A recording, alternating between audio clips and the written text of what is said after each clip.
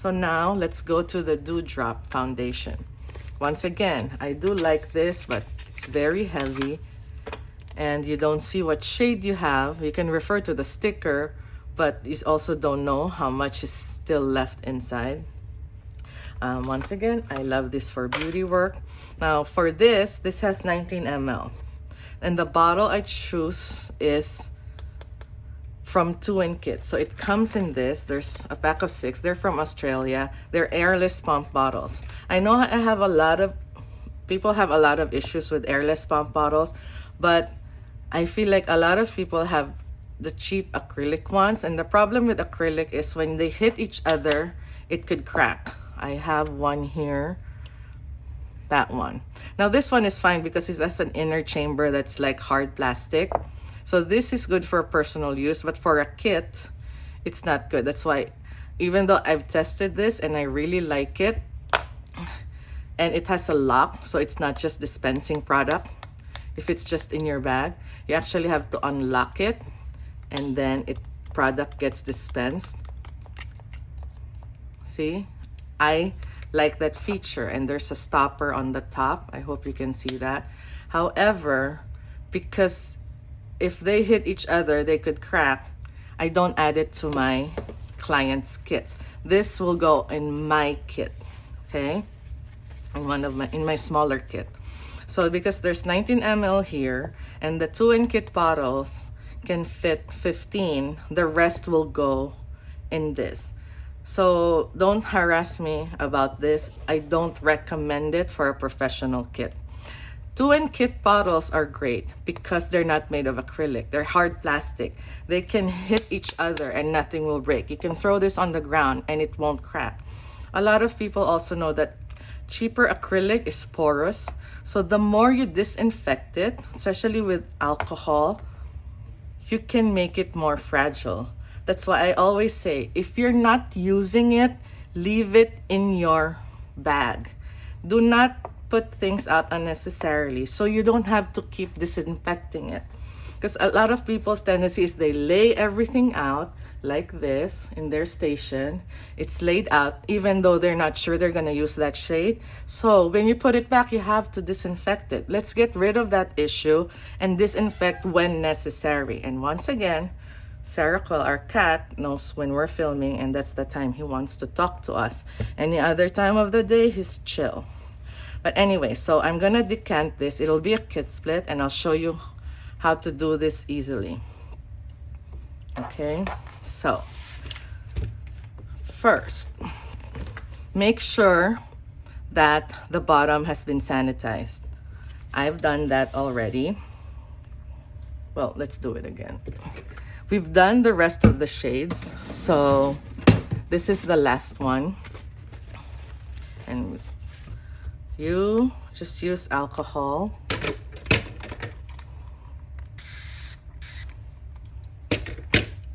And then just clean it as much as you can, right? So the way to dispense this, same thing. There's this rubber thing, which I call a nipple. And then you press that and the product gets dispensed. One pump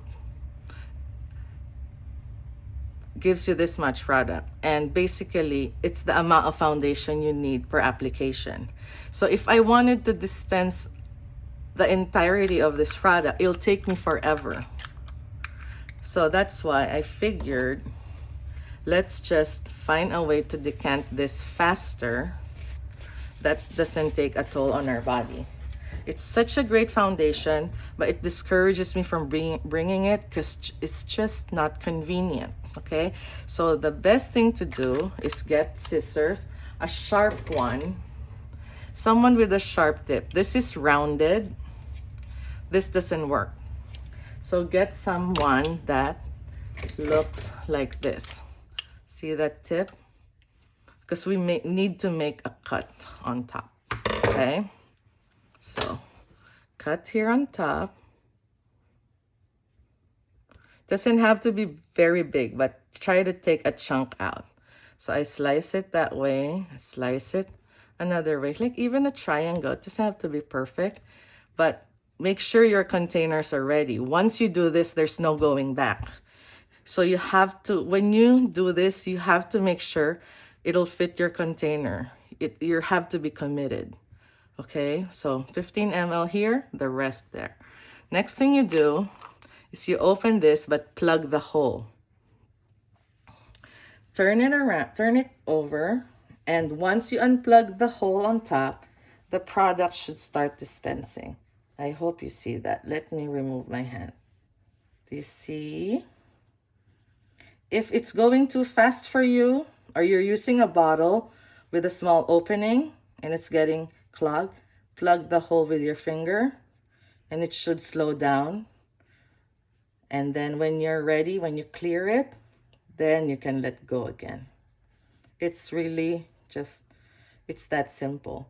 So try not to make a very big hole underneath if you use a bottle that has a very narrow neck. And that's what I like about the 2-in-Kit airless pump bottles. They have a wider neck than a lot of the bottles, squeeze tubes that are out there. So obviously it gets slower. It's really impossible to get all the mLs out of a container. The farther you get, the slower it becomes, and that's normal.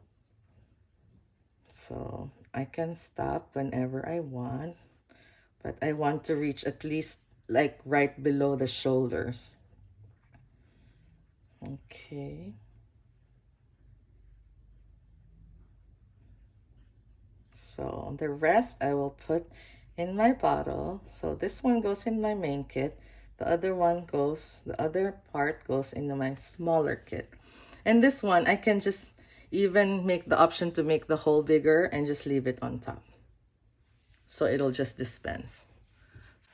So now that you have all your product in there, make sure you don't go past the shoulder, okay? That way, when you insert this, nothing overflows. Also, very important, keep the neck and the shoulder clean. Make sure there's no product in the grooves, because if you get a lot, it will attract more product, and then there'll be too much. Sometimes it doesn't seal properly. And that's another problem with airless pump bottles that are done incorrectly and used incorrectly, maintained incorrectly. They lose their seal. They lose their airless pump abilities. So make sure she's tight, and then pump until you get product out. Keep pumping. It may take a while in the beginning, but keep pumping until the product comes out. That way, it's presentable to your client.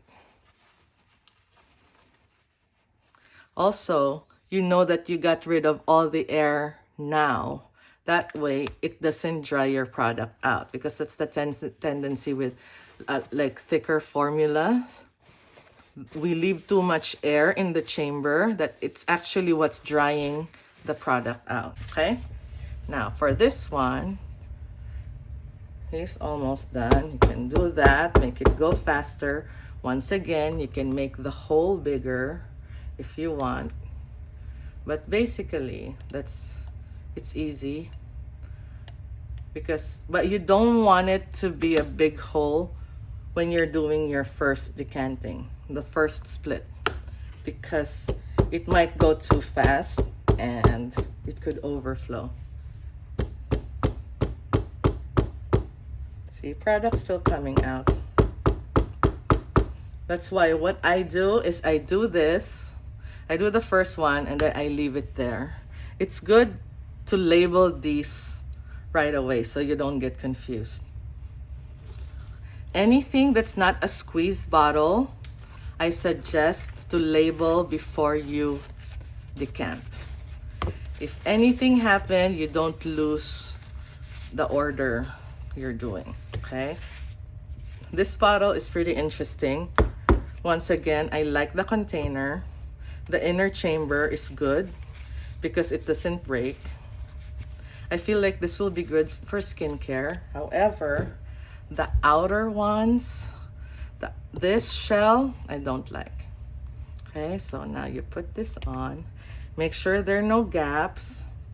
I don't know if you see, there's still a gap there. I don't like it. Make sure it's sealed. And then you insert it here. There's a lock there. You go in and right, and then she's done.